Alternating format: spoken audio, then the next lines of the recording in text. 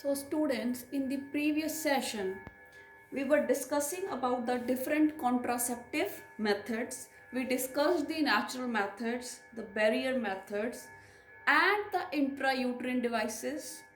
Then we discussed about the oral contraceptives, and these oral contraceptive pills, they are used in the form of tablets. These are the birth control pills which check ovulation in females. ठीक है, ovulation नहीं होने देते because they are progesterone या फिर progesterone estrogen combination. They check ovulation in females by inhibiting the secretion of follicle stimulating hormone and luteinizing hormone. ਜਿਹੜਾ FSH ਹੁੰਦਾ ਤੇ LH ਹੁੰਦਾ ਹੈ, ਠੀਕ ਹੈ, ਉਹਦਾ ਜਿਹੜਾ ਉਹਦੀ ਸਕਰੀਸ਼ਨ ਹੈ ਉਹਨੂੰ ਇਨਹਿਬਿਟ ਕਰ ਦਿੰਦੇ ਆ, ਇਸ ਕਰਕੇ ਓਵੂਲੇਸ਼ਨ ਹੀ ਨਹੀਂ ਹੁੰਦੀ। ਤਾਂ ਓਵੂਲੇਸ਼ਨ ਨਹੀਂ ਹੁੰਦੀ ਤਾਂ ਫਰਟੀਲਾਈਜੇਸ਼ਨ ਹੋਣ ਦੇ ਚਾਂਸਸ ਨਹੀਂ ਹੁੰਦੇ। So these are the oral contraceptive pills. And ਇੱਕ ਐਗਜ਼ਾਮਪਲ ਮੈਂ ਦੱਸੀ ਸੀ Saheli pill which is developed by Central Drug Research Institute, Lucknow. Okay, now the next contraceptive method which we have is the injection and the implants.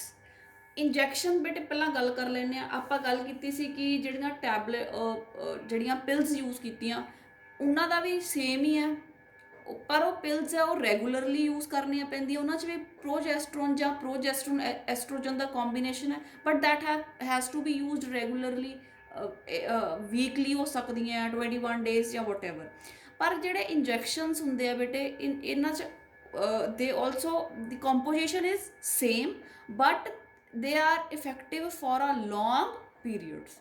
So ਜਿਹੜੇ injection ਇਸੇ chemicals ਦਾ injection ਬਣਾ ਕੇ lady ਨੂੰ ਦਿੱਤਾ ਜਾਂਦਾ ਹੈ after every 3 months. So these are the injections, ਠੀਕ ਹੈ। ਉਹ ਬਸ ਓਰਲੀ ਲੈਣੀ ਹੈ, ਇਹ ਇੰਜੈਕਟ ਕਰ ਸਕਦੇ ਹੈ ਅਤੇ ਇਹਦੀ ਜਿਹੜੀ ਆਪਾਂ ਕਹਿ ਸਕਦੇ ਹਾਂ ਵੈਲਿਡਿਟੀ ਉਹ ਜ਼ਿਆਦਾ ਹੈ। ਦੈਨ ਆਰ ਦੀ ਇੰਪਲਾਂਟਸ। ਇੰਪਲਾਂਟਸ ਮਤਲਬ ਬੇਟੇ ਅੰਡਰ ਦ ਸਕਿਨ।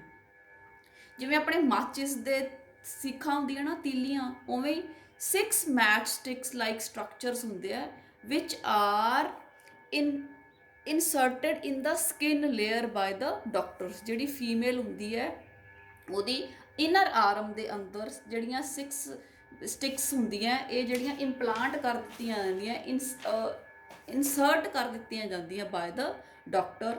ਅਤੇ ਇਹ ਬੇਟੇ ਰੈਗੂਲਰਲੀ ਪ੍ਰੋਜੈਸਟਰੋਨ ਰਿਲੀਜ਼ ਕਰਦੀਆਂ ਰਹਿੰਦੀਆਂ, ਠੀਕ ਹੈ। ਪ੍ਰੋਜੈਸਟਰੋਨ ਜਿਹੜਾ ਹੈ artificial progesterone they keep on releasing and which prevents pregnancy. Ovulation ਨਹੀਂ ਹੁੰਦੀ, ਐਂਡੋਮੀਟਰੀਅਲ ਵਾਲ ਦੀ ਥਿਕਨਿੰਗ ਨਹੀਂ ਹੁੰਦੀ, ਕਿਉਂਕਿ ਮੈਂ ਦੱਸਿਆ ਕਿ ਜਿਹੜੀ ਆਰਟੀਫਿਸ਼ਲ ਪ੍ਰੋਜੈਸਟਰੋਨ ਆਪਾਂ ਲੈ ਲਈ, ਇਹ ਪ੍ਰੋਜੈਸਟਰੋਨ ਰਿਸੈਪਟਰਸ ਨਾਲ ਲੱਗ ਜਾਂਦੀ ਹੈ, ਜਿਹਦੇ ਨਾਲ ਨੈਚੁਰਲ ਪ੍ਰੋਜੈਸਟਰੋਨ ਲੱਗਣੀ ਹੁੰਦੀ ਹੈ। ਜਿੰਨਾ ਚਿਰ ਨੈਚੁਰਲ ਪ੍ਰੋਜੈਸਟਰੋਨ ਆਪਦੇ ਰਿਸੈਪਟਰਸ ਦੇ ਨਾਲ ਬਾਈਂਡ ਨਹੀਂ ਹੁੰਦੀ, ਉਨਾ ਚਿਰ ਪ੍ਰੋਜੈਸਟਰੋਨ ਆਪਦਾ ਕੰਮ ਨਹੀਂ ਕਰ ਸਕਦੀ। ਤਾਂ ਨੈਚੁਰਲ ਪ੍ਰੋਜੈਸਟਰੋਨ ਨੂੰ ਬਾਈਂਡ ਹੀ ਨਹੀਂ ਹੋਣ ਦਿੱਤਾ ਜਾਂਦਾ। ਆਰਟੀਫਿਸ਼ੀਅਲ ਪ੍ਰੋਜੈਸਟਰੋਨ ਜਿਹੜੀ ਆਪਾਂ ਬਾਹਰੋਂ ਦੇ ਰਹੇ ਹਾਂ ਉਹ ਬਾਈਂਡ ਹੋ ਜਾਂਦੀ ਹੈ with the receptors. So no pregnancy because no evolution, no ovulation and no endometrial wall thickening, and this is effective for a period of 5 years.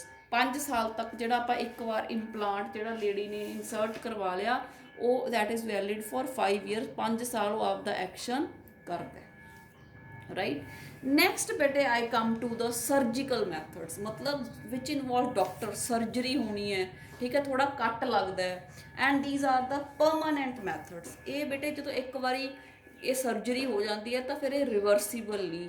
It is highly effective, ਬਹੁਤ ਅੱਛਾ ਮੈਥਡ ਹੈ birth control ਦਾ, ਪਰ it is not reversible. ਤਾਂ ਇਹ ਉਹੀ couples ਕਰਦੇ ਆ ਜਿਨ੍ਹਾਂ ਦੀ ਫੈਮਿਲੀ 'ਚ ਦੇ already have 2-3 children. This is also called as sterilization because they block gamete transport and thereby prevent conception. ਤਾਂ ਬੇਟੇ ਮੈਂ ਡਿਸਕਸ ਕਰ ਲੈਂਦੀ ਹਾਂ ਕਿ ਇਹਦੇ ਵਿੱਚ ਕੀ ਹੁੰਦਾ ਹੈ। Let's see a diagram first. ਆਹ ਦੇਖ ਸਕਦੇ ਹਾਂ ਆਪਾਂ, ਜਿਹੜਾ ਹੈ ਮੇਲ ਰਿਪਰੋਡਕਟਿਵ ਪਾਰਟ ਦਾ ਅਤੇ ਫੀਮੇਲ ਰਿਪਰੋਡਕਟਿਵ ਪਾਰਟ ਦਾ। ਤਾਂ ਇਹਦੇ ਵਿੱਚ ਬੇਟੇ ਕੀ ਹੁੰਦਾ ਹੈ, ਜਿਹੜੇ ਮੇਲਸ ਹੁੰਦੇ ਆ ਉਹਨਾਂ ਦੀਆਂ ਜਿਹੜੀਆਂ ਵਾਸਾ ਡੈਫਰੈਂਸ ਹੁੰਦੀ ਹੈ ਉਹਨੂੰ ਬੇਟੇ ਕੱਟ ਕਰਕੇ, ਠੀਕ ਹੈ, ਅਤੇ ਉਹਨੂੰ ਜਿਹੜਾ ਹੈ ਟਾਈ ਕਰ ਦਿੰਦੇ ਆ, ਕੱਟ ਕਰਕੇ ਜਿਹੜਾ ਵਾਸਾ ਡੈਫਰੈਂਸ ਹੈ। ਵਾਸਾ ਡੈਫਰੈਂਸ ਦਾ ਕੀ ਕੰਮ ਹੈ? ਟੈਸਟੀਜ਼ ਨੇ ਸਪਰਮਸ ਪੈਦਾ ਕੀਤੇ, ਟੈਸਟੀਜ਼ ਤੋਂ ਵਿੱਚ ਲੈ ਕੇ ਜਾਣੇ ਆ ਟੂਵਰਡਸ ਦੀ ਪੀਨਿਸ। ਤਾਂ ਵਾਸਾ ਡੈਫਰੈਂਸ ਹੈ ਜਿਹੜਾ, ਇਹਨੂੰ ਕੱਟ ਕਰਕੇ ਡਾਕਟਰ ਸਟਾਈ ਕਰ ਦਿੰਦੇ। ਠੀਕ ਹੈ, ਕਰਦੇ ਕਿਵੇਂ ਬੇਟੇ? ਸਕਰੋਟਮ 'ਚ ਛੋਟਾ ਜਿਹਾ ਕੱਟ ਪਾਉਂਦੇ ਆ, ਐਂਡ ਥਰੂ ਦੈਟ ਕੱਟ ਦੇ ਆਰ ਗੋਇੰਗ ਟੂ ਜਿਹੜਾ ਹੈ ਉਹ ਇਨਸੀਸ਼ਨ ਕਰਕੇ ਦੇ ਆਰ ਗੋਇੰਗ ਟੂ ਕੱਟ ਦੀ ਵਾਸਾ difference.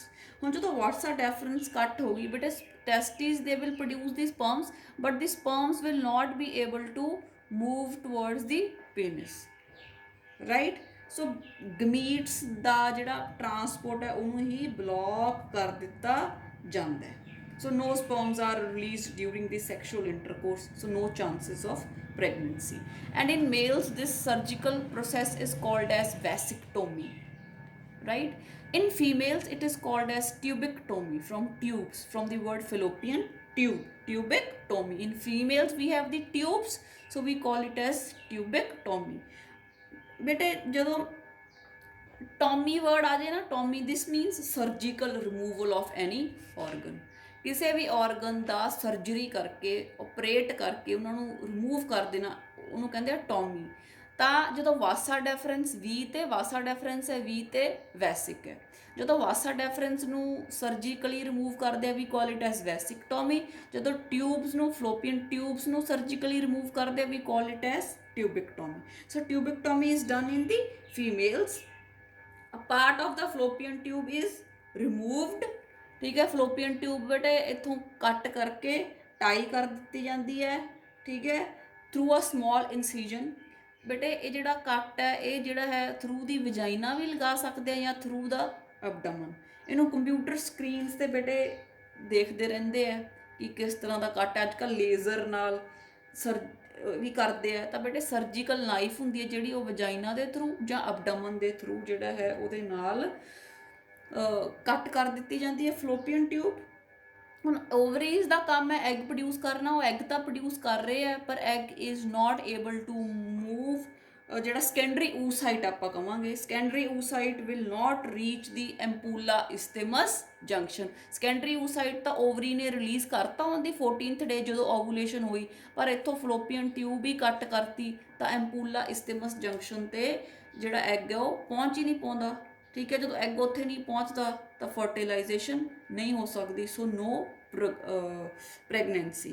So this is what are the techniques of vasectomy and tubectomy. They are the permanent methods and they are very effective. ठीक है, चांसिस मिनीमम हो जाते हैं प्रेगनेंसी के, क्योंकि जोड़ा गमीट्स का ट्रांसपोर्ट ही है वही स्टॉप हो गया। But they are not reversible. एक बार ये सर्जरी होगी उस बाद दोबारा ट्यूब्स नूं जोड़िया नहीं जा सकता, so they are not reversible.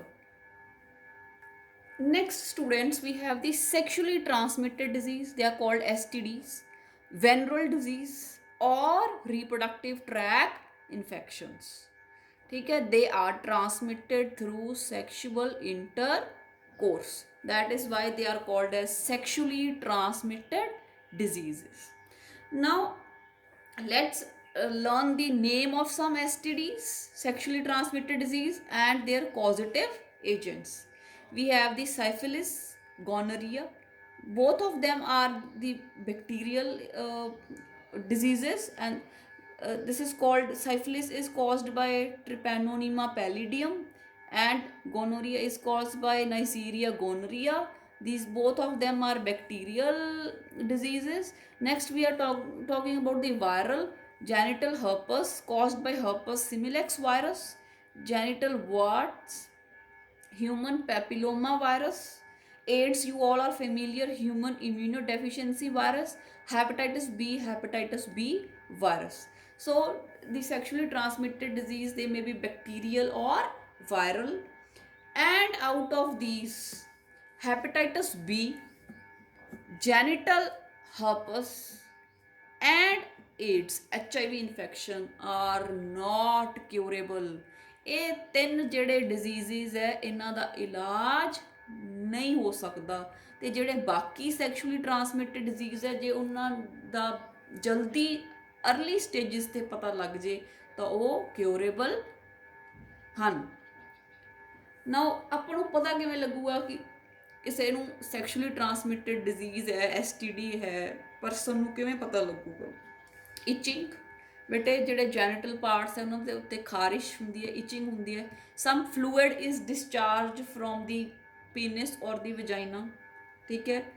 Then there is a slight pain in the genital parts and there may be a swelling, ਸੋਜਿਸ਼ ਹੋ ਸਕਦੀ ਹੈ in the genital region, in the genital areas. So these are the symptoms by which a person can detect that he has been infected from the STDs, right? ਤਾਂ ਬੇਟੇ ਇਹ ਚੀਜ਼ਾਂ ਨੂੰ ਜਿਹੜਾ ਹੈ ਵਾਚ ਕਰਦੇ ਰਹਿਣਾ ਚਾਹੀਦਾ ਹੈ।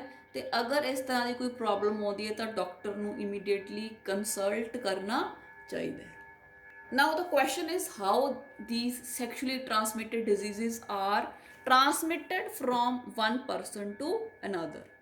First is through sexual intercourse with the infected person, right. Second is sharing of injection needles, ਜਿਹੜੀ ਜਿਵੇਂ ਆਪਾਂ ਹੌਸਪੀਟਲਸ ਵਗੈਰਾ 'ਚ ਜਾਂਦੇ ਹਾਂ ਤਾਂ ਆਪਾਂ ਦੇਖਦੇ ਹਾਂ ਕਿ ਡਾਕਟਰਸ ਜਦੋਂ ਇੱਕ ਨੀਡਲ ਯੂਜ਼ ਕਰਕੇ ਉਸ ਬਾਅਦ they are going to throw it in the dustbin. ਅਗਰ ਇਸ ਤਰ੍ਹਾਂ ਦਾ ਨਹੀਂ ਹੁੰਦਾ, ਜਾਂ ਬੇਟੇ ਬਾਰਬਰਸ ਦੀਆਂ ਸ਼ੌਪਸ 'ਤੇ ਰੇਜ਼ਰਸ ਵਗੈਰਾ ਜਿਹੜੇ ਹੈਗੇ ਆ ਉਹ ਇੱਕ ਬੰਦੇ ਦੇ ਯੂਜ਼ ਕਰ ਲਏ ਫਿਰ ਦੂਸਰੇ 'ਤੇ ਯੂਜ਼ ਕਰ ਲਏ ਤਾਂ ਉਹ ਬਲੱਡ ਦੇ ਥਰੂ ਜਿਹੜਾ ਹੈਗਾ ਵਾਇਰਸ ਹੈ ਜਾਂ ਬੈਕਟੀਰੀਆ ਉਹ ਅੱਗੇ ਟਰਾਂਸਮਿਟ ਹੋ ਸਕਦਾ। Sharing of unsterilised surgical instruments, doctors ਮਤਲਬ ਜੇ ਸਟਰਲਾਈਜ਼ ਨਾ ਕਰਨ ਜਿਨ੍ਹਾਂ ਨਾਲ ਆਪਰੇਟ ਕਰਦੇ ਆ ਉਹ ਇੰਸਟਰੂਮੈਂਟਸ, ਜੇ ਦੂਸਰੇ ਇਨਫੈਕਟਡ ਪਰਸਨ ਤੋਂ ਹੈਲਦੀ ਪਰਸਨ ਦੇ ਵਿੱਚ ਜਿਹੜੀ ਇਨਫੈਕਸ਼ਨ ਹੈ ਉਹ ਟਰਾਂਸਮਿਟ ਹੋ ਸਕਦੀ ਹੈ। ਟਰਾਂਸਫਿਊਜ਼ਨ ਆਫ ਬਲੱਡ, ਠੀਕ ਹੈ। ਅਗਰ ਕਿਸੇ ਪਰਸਨ ਨੂੰ HIV ਹੈ ਤੇ ਉਹਦਾ ਬਲੱਡ ਕਿਸੇ ਨੂੰ ਹੋਰ ਡੋਨੇਟ ਕਰਤਾ ਉਹਨੇ ਜਾਂ ਕਿਸੇ ਦੇ ਹੋਰ ਚੜਾਤਾ ਤਾਂ ਉਸ ਬੰਦੇ ਨੂੰ ਵੀ STDs ਹੋ ਜਾਂਦੀਆਂ। From a infected mother to the foetus, ਜਿਹੜਾ ਡੈਵਲਪਿੰਗ ਬੇਬੀ ਹੁੰਦਾ ਮਦਰ ਦੇ ਵੂਮ 'ਚ, ਅਗਰ ਮਦਰ ਪੋਜ਼ੀਟਿਵ ਹੈ, HIV ਪੋਜ਼ੀਟਿਵ ਹੈ ਜਾਂ ਕੋਈ ਵੀ ਸੈਕਸ਼ੂਅਲੀ ਟਰਾਂਸਮਿਟਡ ਡਿਜ਼ੀਜ਼ ਹੈ ਉਹਨੂੰ, ਤਾਂ it is going to pass to the fetus. So as I already told you, hepatitis B, genital herpes and HIV infections, they are not curable but others are curable. ਤਾਂ ਬੇਟੇ ਇਹਨਾਂ ਤੋਂ ਬਚਣ ਲਈ ਆਪਾਂ ਨੂੰ ਸਿਰਫ ਆਪਾਂ ਪ੍ਰੀਵੈਂਟਿਵ ਮੈਜਰਸ ਲੈਣੀਆਂ ਬਹੁਤ ਜ਼ਰੂਰੀ ਹੁੰਦੀਆਂ, ਕਿਉਂਕਿ ਕਈ ਇਸ ਤਰ੍ਹਾਂ ਦੀਆਂ ਇਲਾਜ ਹੈ ਬਿਮਾਰੀਆਂ ਜਿਨ੍ਹਾਂ ਦਾ ਕੋਈ ਵੀ ਇਲਾਜ ਨਹੀਂ। ਤਾਂ ਆਪਾਂ ਕੀ ਕਰ ਸਕਦੇ ਹਾਂ? First is avoid sex with unknown ਜਾਂ ਮਲਟੀਪਲ ਪਾਰਟਨਰਸ, ਜਿਹੜੇ ਬੰਦੇ ਨੂੰ ਜਾਣਦੇ ਹੀ ਨਹੀਂ, ਠੀਕ ਹੈ। Second is always use condoms during the sexual intercourse. I have already told you ਕਿ ਆਪਾਂ ਕਿੰਨੇ contraceptive devices ਕੀਤੇ, but the condoms are the ones ਜਿਹਦੇ ਨਾਲ ਫਿਜ਼ੀਕਲ ਕੰਟੈਕਟ ਨਹੀਂ ਹੁੰਦਾ ਐਂਡ ਇਹਦੇ ਨਾਲ ਸੈਕਸ਼ੂਅਲੀ ਟਰਾਂਸਮਿਟਡ ਡਿਜ਼ੀਜ਼ਸ ਹੈ ਜਿਹੜੇ ਉਹ ਅੱਗੇ ਨਹੀਂ ਫੈਲਦੇ। And in case of a doubt, ਕੋਈ ਵੀ ਸਿੰਪਟਮਸ ਜਿਹੜੇ ਮੈਂ ਦੱਸੇ ਜਾਂ ਕਿਸੇ ਵੀ ਆਰਗੇਨਿਜ਼ਮ ਨੂੰ, ਕਿਸੇ ਵੀ ਬੰਦੇ ਨੂੰ ਉਹ ਵਾਲੇ ਸਿੰਪਟਮਸ ਆਉਂਦੇ ਆ ਤਾਂ must consult doctor for early detection. ਜੇ ਬੇਟੇ अर्ਲੀ ਡਿਟੈਕਸ਼ਨ ਹੋ ਜੇ, ਬਿਮਾਰੀ ਦਾ ਸ਼ੁਰੂਆਤ 'ਚ ਪਤਾ ਲੱਗ ਜੇ ਤਾਂ ਫਿਰ ਉਹਦਾ ਕੋਈ ਨਾ ਕੋਈ ਹੱਲ, ਉਹਦਾ ਕੋਈ ਨਾ ਕੋਈ ਇਲਾਜ ਕੀਤਾ ਜਾ ਸਕਦਾ। Important topic which is generally asked in the exam is the MTP, medical termination of pregnancy, ਠੀਕ ਹੈ। ਇਹਨੂੰ ਆਪਾਂ ਮੈਡੀਕਲ ਕਿਉਂ ਕਿਹਾ? ਕਿਉਂਕਿ ਇਹ 'ਚ ਡਾਕਟਰ ਦੀ ਸਹਾਇਤਾ ਲੈਣੀ ਪੈਂਦੀ ਹੈ, ਠੀਕ ਹੈ ਬੇਟੇ। 9 ਮੰਥਸ ਦਾ ਜੈਸਟੇਸ਼ਨ ਪੀਰੀਅਡ ਹੁੰਦਾ। ਅਗਰ ਉਸ ਤੋਂ ਪਹਿਲਾਂ ਹੀ ਜਿਹੜਾ ਹੈ ਫੀਟਸ ਹੈ ਜਿਹੜਾ ਉਹਨੂੰ ਟਰਮੀਨੇਟ ਕਰ ਦਿੱਤਾ ਜਾਂਦਾ ਹੈ, this is called as medical termination of pregnancy. So this is a induced abortion, it is intentional, ਜਾਣ ਬੁੱਝ ਕੇ ਕੀਤਾ ਜਾਂਦਾ ਹੈ, ਠੀਕ ਹੈ। ਉਹਦਾ ਕਾਰਨ ਕੋਈ ਵੀ ਹੋ ਸਕਦਾ ਹੈ before the full term, and this is one of the most widely used methods of fertility control in the world. ਕਈ ਵਾਰ unwanted babies ਹੋ ਜਾਂਦੇ ਆ, ਠੀਕ ਹੈ, ਤਾਂ ਉਹਨਾਂ ਨੂੰ ਅਬੋਰਟ ਕਰਨ ਦਾ ਜਿਹੜਾ ਤਰੀਕਾ that is called the medical termination of pregnancy. ਕਿਉਂ ਕੀਤਾ ਜਾਂਦਾ ਬੇਟੇ? why MTP is done? to get rid of unwanted pregnancies. ਉਹ ਕਿਉਂ ਕਦੋਂ ਵੀ ਹੋ ਸਕਦੀਆਂ? due to unprotected intercourse. suppose family 'ਚ ਪਹਿਲਾਂ ਹੀ ਬੱਚੇ ਹੈਗੇ ਆ but the couple has done a unprotected intercourse, pregnancy hogi, they don't need the child, so the couple can go for medical termination of pregnancy.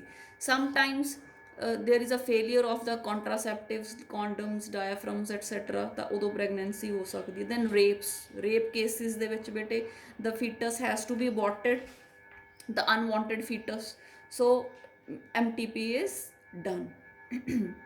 ਜਾਂ ਫਿਰ ਬੇਟੇ ਉੱਥੇ ਕੀਤੀ ਜਾਂਦੀ ਹੈ ਜਿੱਥੇ ਫੀਟਸ 'ਚ ਕੋਈ ਅਬਨੋਰਮੈਲਿਟੀ ਹੈ, ਕੋਈ ਕ੍ਰੋਮੋਸੋਮਲ ਡਿਸਆਰਡਰਸ ਹੈ, ਜਾਂ ਮਦਰ ਦੀ ਜਾਨ ਨੂੰ ਖਤਰਾ ਹੈ, ਜਾਂ ਬੱਚੇ ਦੀ ਵੀ ਜਾਨ ਨੂੰ ਖਤਰਾ ਹੈ, ਜਾਂ ਦੋਨਾਂ ਦੀ ਜਾਨ ਨੂੰ ਖਤਰਾ ਹੈ, ਤਾਂ ਉਸ ਸਮੇਂ ਜਿਹੜਾ ਹੈ ਉਹ ਅਬੋਰਟ ਕਰ ਦਿੱਤਾ ਜਾਂਦਾ ਹੈ ਦਾ ਡਿਵੈਲਪਿੰਗ ਫੀਟਸ।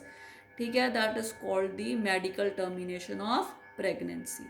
ਐਂਡ ਬੇਟੇ ਇਹ up to 12 weeks of pregnancy first ਜਿਹੜਾ ਟ੍ਰਾਈਸਮੈਸਟਰ ਹੁੰਦਾ ਉਹਦੇ ਵਿੱਚ ਹੀ ਕੀਤੀ ਜਾ ਸਕਦੀ ਹੈ, ਕਿਉਂਕਿ ਉਸ ਤੋਂ ਬਾਅਦ it is risky for the mother. ਤਾਂ ਇਟ ਇਜ਼ ਸੇਫ, ਇਹਨੂੰ ਸੇਫ ਮੰਨਿਆ ਜਾਂਦਾ ਹੈ ਇਨ ਦੀ ਫਸਟ ਟ੍ਰਾਈਮੈਸਟਰ ਜਸਟ 12 ਵੀਕਸ ਤੱਕ ਆਫ ਦੀ ਪ੍ਰੈਗਨੈਂਸੀ।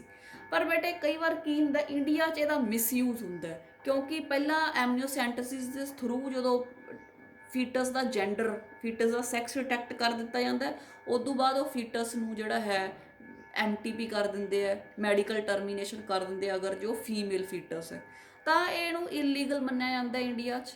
ਤਾਂ ਇਹਦੇ ਜੇ ਕੋਈ ਆ ਜਿਹੜੇ ਮੈਂ ਕਾਰਨ ਦੱਸਿਆ, ਇਹਨਾਂ ਕਾਰਨਾਂ 'ਚੋਂ ਕੋਈ ਕਾਰਨ ਹੈ ਫਿਰ ਹੀ ਜਿਹੜੇ ਡਾਕਟਰਸ ਉਹ MTP ਕਰਦੇ, ਅਦਰਵਾਈਜ਼ ਦੇਰ ਆਰ ਸਟ੍ਰਿਕਟ ਲਾਜ਼। ਠੀਕ ਹੈ, ਤਾਂ ਇਹ ਇਲੀਗਲ ਹੈ। ਮਿਸਯੂਜ਼ ਨੂੰ ਰੋਕਣ ਲਈ ਜਿਹੜੇ ਗਵਰਨਮੈਂਟ ਹੈ ਉਹਨੇ ਇਹਨੂੰ ਸਟ੍ਰਿਕਟ ਲਾਜ਼ ਬਣਾਏ ਗਏ ਹੈ, ਤੇ ਡਾਕਟਰਸ 'ਤੇ ਵੀ ਸਟ੍ਰਿਕਟਨੈਸ ਕੀਤੀ ਗਈ ਹੈ ਤਾਂ ਕਿ ਇੰਡੀਆ ਦੇ ਵਿੱਚ ਫੀਮੇਲ ਫੀਟੀਸਾਈਡ ਨੂੰ ਰੋਕਿਆ ਜਾ ਸਕੇ। ਤੇ ਬੇਟੇ ਇੰਡੀਆ 'ਚ ਕਈ ਵਾਰ ਇਹ ਜਿਹੜੇ ਆਪਾਂ ਕਹਿ ਦਿੰਦੇ ਆ ਕਿ ਅਨਕੁਆਲੀਫਾਈਡ ਕੁਐਕਸ ਜਿਵੇਂ ਦਾਈਆਂ ਉਹ ਵੀ ਕਰ ਦਿੰਦੀਆਂ, ਤਾਂ it is very unsafe and it can lead to the death of the mother. ਤਾਂ ਇਹ ਬੇਟੇ ਸਪੈਸ਼ਲਾਈਜ਼ਡ ਡਾਕਟਰ ਤੋਂ ਹੀ ਜਿਹੜਾ ਹੈ ਕਰਨਾ ਚਾਹੀਦਾ। ਠੀਕ ਹੈ, ਡਾਕਟਰਸ ਹੀ ਜਿਹੜੇ ਹੈ ਉਹ ਮਾਹਰ ਹੁੰਦੇ ਹੈ ਕਿ ਇਹ ਕਿਵੇਂ ਜਿਹੜਾ ਹੈ ਇੰਡਿਊਸ ਕਰਨਾ। ਸੋ ਬੇਟੇ ਜਿਹੜਾ MTP ਹੈ ਮੈਡੀਕਲ ਟਰਮੀਨੇਸ਼ਨ ਆਫ ਪ੍ਰੈਗਨੈਂਸੀ, ਇਹ ਰੇਪ ਕੇਸਿਸ ਦੇ ਵਿੱਚ ਤੇ ਜਿੱਥੇ ਮਦਰ ਨੂੰ ਖਤਰਾ ਹੈ ਉੱਥੇ ਬਹੁਤ ਵਧੀਆ ਰੋਲ ਪਲੇ ਕਰਦਾ ਹੈ। ਠੀਕ ਹੈ, and it helps in the control of population in the world, right? So with this